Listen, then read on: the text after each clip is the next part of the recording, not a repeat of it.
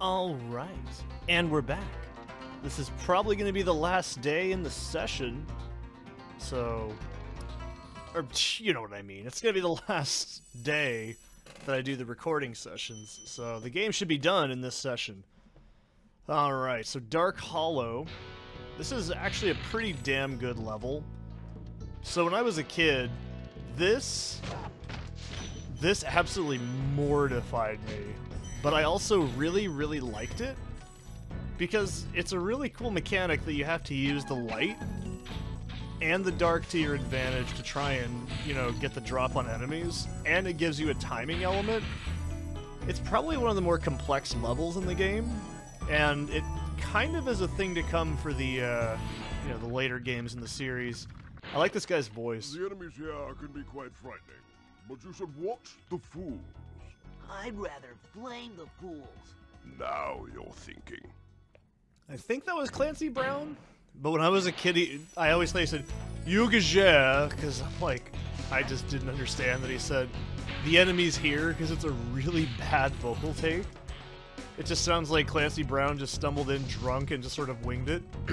So, oh, and I also used to say, error! I used to say error when they died when I was a kid, but in my very high-pitched, whiny kid voice.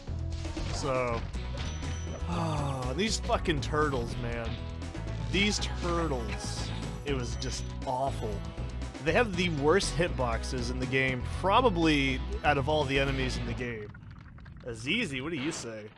Thank you for releasing me. That was a joke. I knew he was going to say that. It's been a crazy day. We're not talking about what happened today, but if you can deduce what day this is, based on the recording schedule I planned, it was quite an intense experience today in the world of the grown-up news. Well, grown-up in quotations. So also, when I killed the little cherub devils, whatever you want to call them, I used to just be like, I thought they'd say strep. Like, strep. I don't know. I was really dumb. I think we have established throughout this entire series, I am absolutely petrified and weirded out by the most bizarre shit on the planet. But, you know what? I was, like, very young. So actually, I'd only be 6 years old when this game came out, now that I think about it. Yeah, if I was born in I had to think about that, wow. 94, and this game came out in 98. Oh my god, I would have been only like 4 years old. Holy shit, I don't know how to do math, and I don't even know my own age. Am I correct here? Like, I'm really confused. But no, I always enjoy this level because it just feels good to play. And it's tough, but I think that's the whole point, is you want the end of the game to feel like it's a challenge. And I think the Dreamweaver levels are actually some of my favorites aesthetically. They're just these weird, Eschery, kind of like, just... They look like a bad acid trip, and they have really different music. They just have a completely different feel. The way the enemies look, the way the soundtrack is, the way the fodder enemies are just like these floating mushroom-looking things. It's just a really, really cool, you know... They really did a good job at creating what I would call a fantasy area. And I really think this is what the developers probably wanted the game to be more like. But obviously they had to keep their creative juices, you know, contained just for a little bit to try and get it going. I think also, when I was younger, this is about where, as a kid, I started to get really nervous because you know that thing when you're a kid and you're doing something and you know it's tough or something like that? I mean, maybe you do this and you're not even a kid, you know, or when you were a kid or whatever.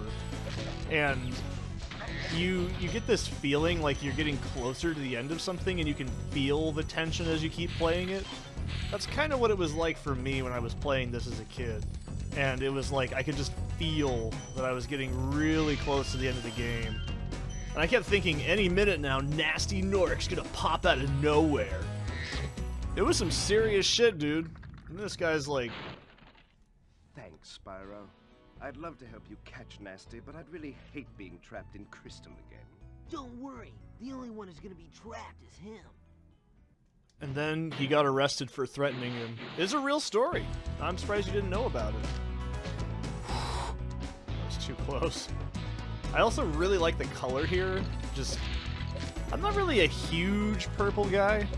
I like darker shades of purple over lighter.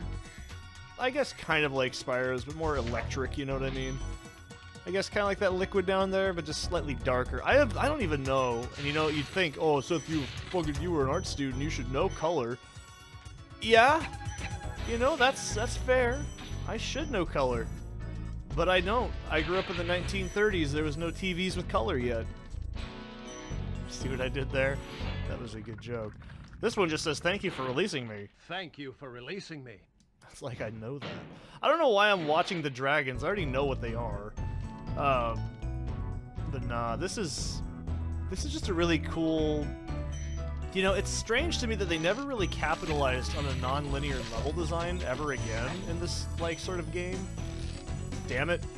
That's kind of why I like Spyro 2 a little bit more. And I mean, I'm dead serious. I love Spyro 2. It's a fucking great game. 3 is pretty close, because 3 just kind of... 3 suffers from a few problems, alright? It loses a lot of the charm.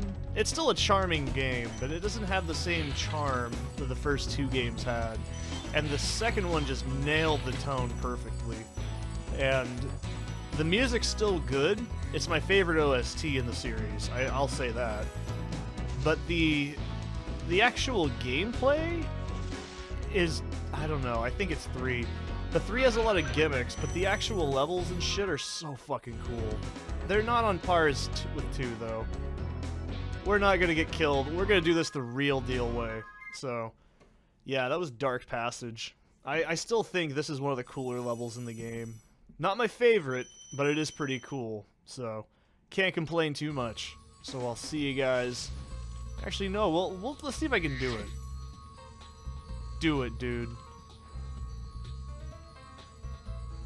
Yeah, he'll just stay like that forever. Promises.